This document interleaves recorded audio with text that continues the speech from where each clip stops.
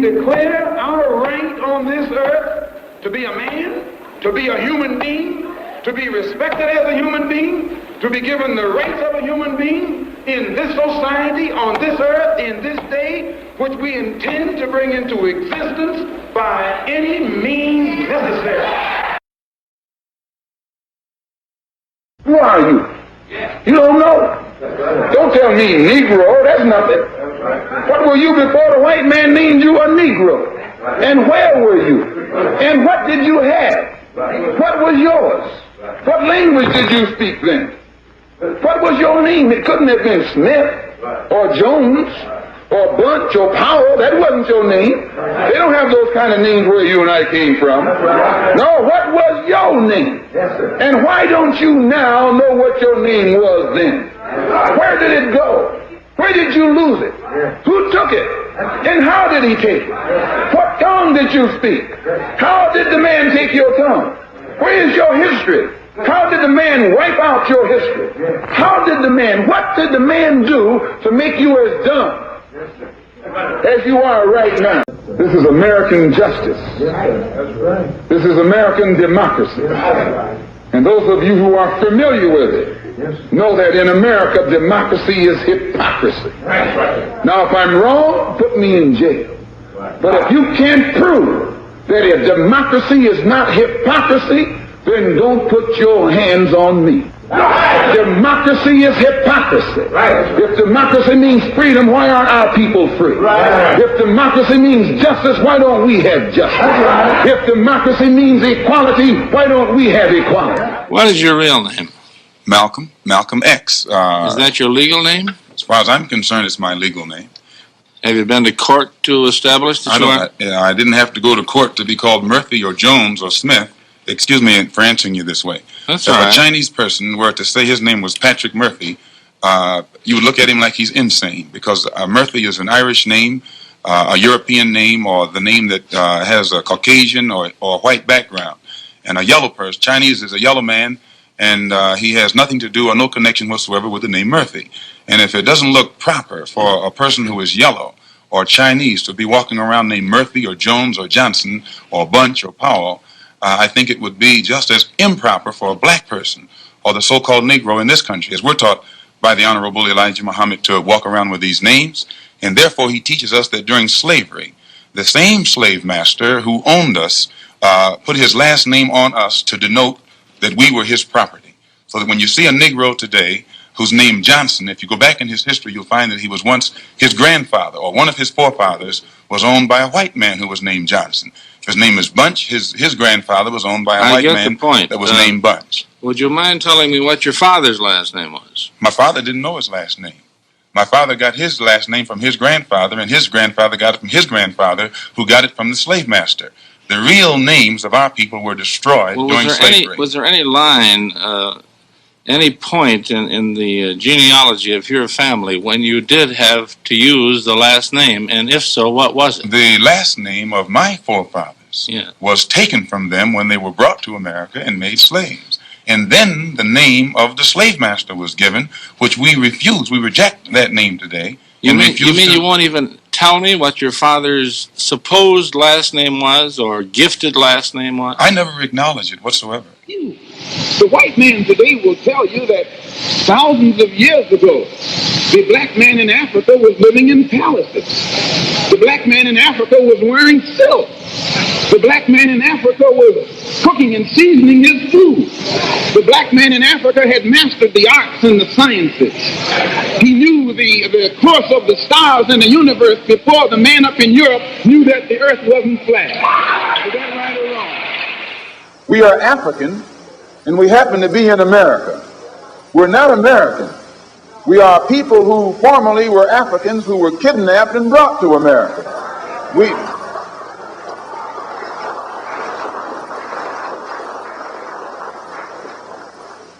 Our forefathers weren't the Pilgrims. We didn't land on Plymouth Rock. The rock was landed on us. And one of the facts in your estimation is that Negro and white can never live together in America. Well, evidently, the white man feels that the Negro can never live with him because it's the white man who is stopping integration. I'm not the one who is stopping Negroes from integrating with whites. I'm not the one who keeps Negroes from integrating white schools. And so don't put the burden of proof on me. It is the white man himself who is guilty, and whose guilt proves that the Negro and the white man can't live side by side. Now, if I'm wrong in saying they can't, just prove that I'm wrong by doing it. Or just show me one place where it's done. It can't be done in New York City. It won't be done anywhere in this country. One white man named Lincoln supposedly fought the Civil War to solve the race problem, and the problem is still here. Another white man named Lincoln, again the same white man, issued the Emancipation Proclamation to solve the race problem, and the problem is still here. Some more white liberals came along with the 13th, 14th, and 5th Amendments, which were supposed to solve the race problem. The problem is still here. 9 years ago, 9 more white liberals, so-called, came up with what they call a Supreme Court desegregation decision, and the problem is still here. And then another white man named Kennedy came along running for president and told Negroes what all he was going to do for them if they voted for him, and they voted for him 80%. He's been in office now for 3 years, and the problem is still here. When police dogs were biting black women and black children and black babies in Birmingham, Alabama, that Kennedy talked about what he couldn't do because no federal law had been violated.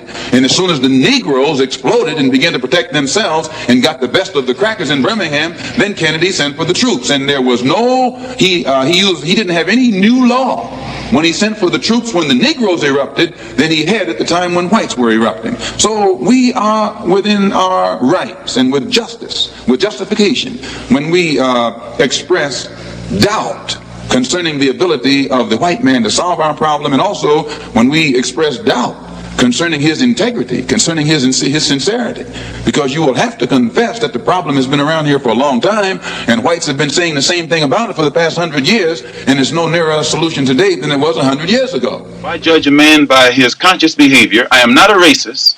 I don't subscribe to any of the tenets of racism. Then there are good whites and good blacks and bad whites and blacks. It's not a case of being good and bad, good or bad blacks and whites. It's a case of being good or bad human beings. And what you and I have to let the man know is we are peaceful people. We are loving people. We love everybody who loves us. But we don't love anybody who doesn't love us.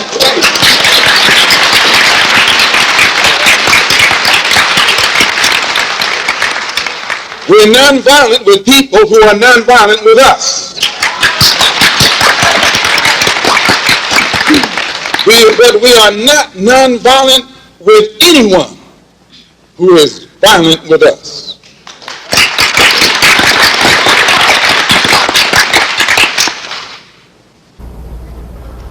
There's been a lot of talk said recently because I was supposed to have said something about Negroes should buy rifles. White people have been buying rifles all their lives. No commotion. Negro leaders have fought for civil rights. They have begged for civil rights. They have begged the white man for civil rights. They have begged the white man for freedom. And anytime you beg another man to set you free, you will never be free. Freedom is something that you have to do for yourselves. And until the American Negro lets the white man know that we are really, really ready and willing to pay the price that is necessary for freedom, our people will always be walking around here second-class citizens, or what you call 20th century slaves. What price are you talking about, sir? The price of freedom is death. Who taught you, please, who taught you to hate the texture of your hair? Who taught you to hate the color of your skin to such extent that you bleach to get like the white man? Who taught you to hate the shape of your nose and the shape of your lips? Who taught you to hate yourself from the top of your head to the soles of your feet? Who taught you to hate your own kind? Who taught you to hate the race that you belong to? So much so that you don't want to be around each other. No, before you come asking Mr. Muhammad, does he teach hate, you should ask yourself who taught you to hate being what God gave you. We don't steal, we don't gamble, we don't lie, and we don't cheat. And that also deprives the government of revenue,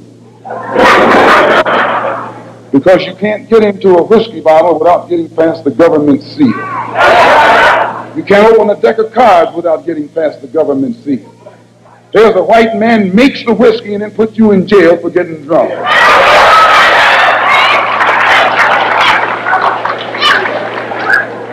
He sells you the cards and the dice and puts you in jail when he catches you using them. So he's against us because we fix it where he can't catch you anymore. We take the dice out of your hands and the cards out of your hands and the whiskey out of your head. The most disrespected person in America is the black woman.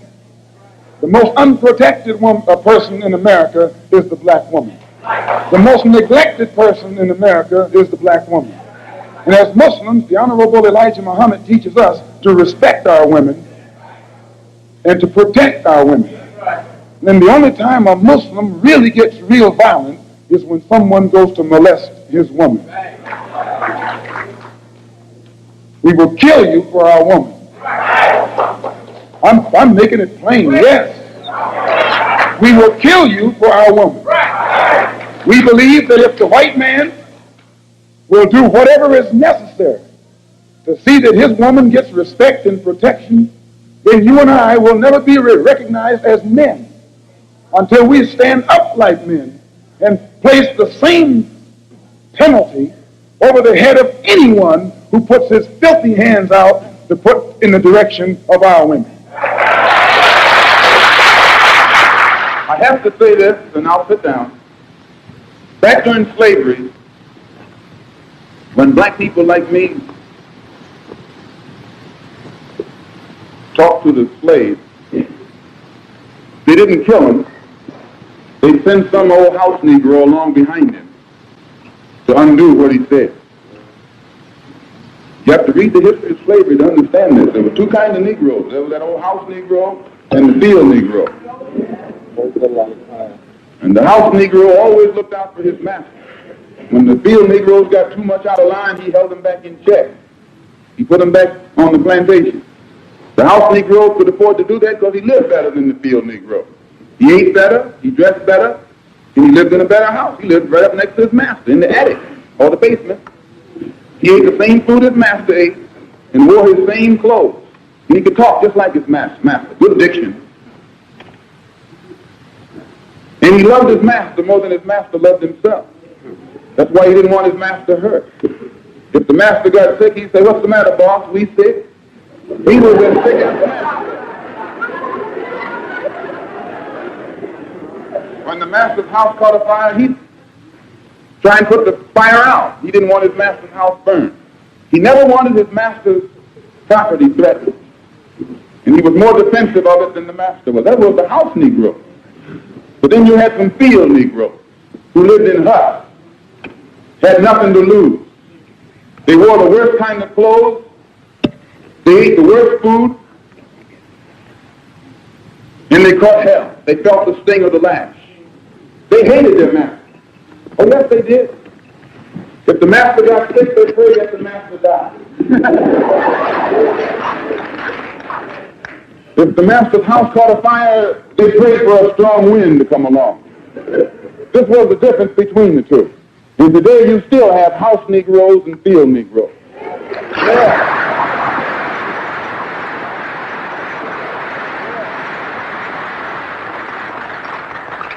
I'm a field Negro. If I can't live in the house as a human being, I'm praying for a wind to come along. If the master won't treat me right and he's sick, I'll tell the doctor to go in the other direction. But if all of us are going to live as human beings, as brothers, then I'm for a society of human beings that can practice brotherhood. But before I sit down, I want to thank you for listening to me. I hope I haven't put anybody on the spot. I'm not intending to try and stir you up and make you do something that you wouldn't have done anyway.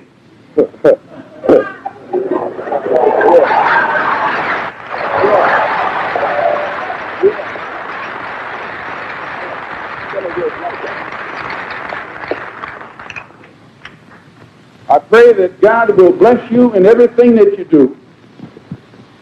I pray that you will grow intellectually so that you can understand the problems of the world and where you fit into in that world picture. And I pray that all the fear that has ever been in your heart will be taken out. And when you look at that man, if you know he's nothing but a coward, you won't fear him. If he wasn't a coward, he wouldn't gang up on you. He wouldn't need to sneak around here.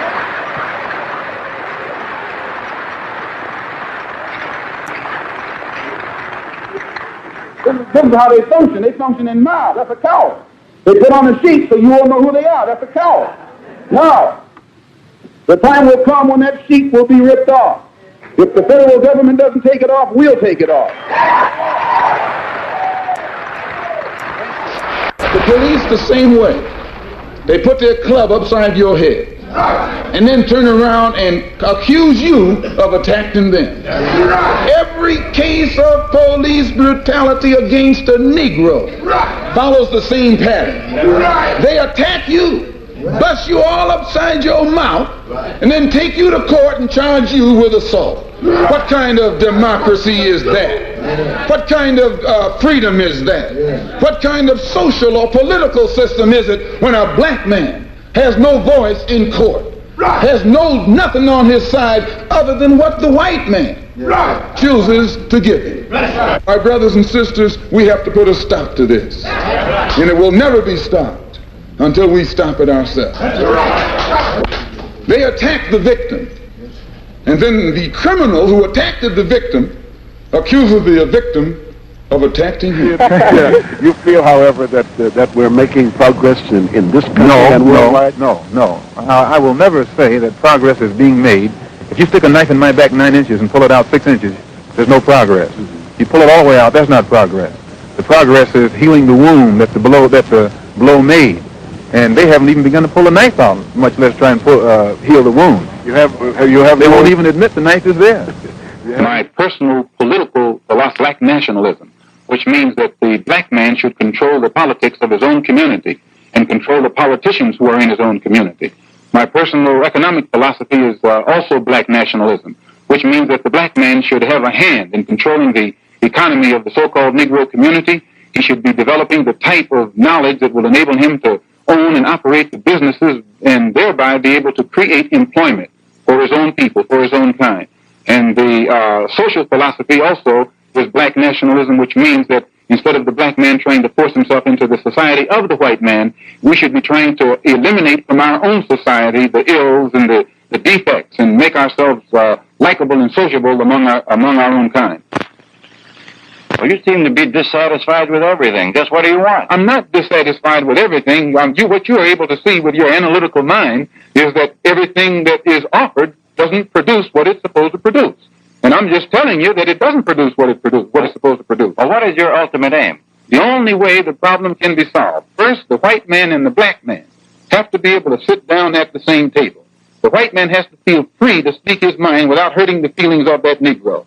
And the so-called Negro has to feel free to speak his mind without hurting the feelings of the white man. Then they can bring the issues that are under the rug out on top of the table and take an intelligent approach to get the problem solved. That's the only way that they'll ever do it. We need an action program while we are Muslims, or while we are Christians, or while we are whatever we are. We still need an action program that will eliminate these evils that are in our community. And this is what we're trying to do with the Muslim Mosque Incorporated. Do you consider yourself militant? I consider myself Malcolm.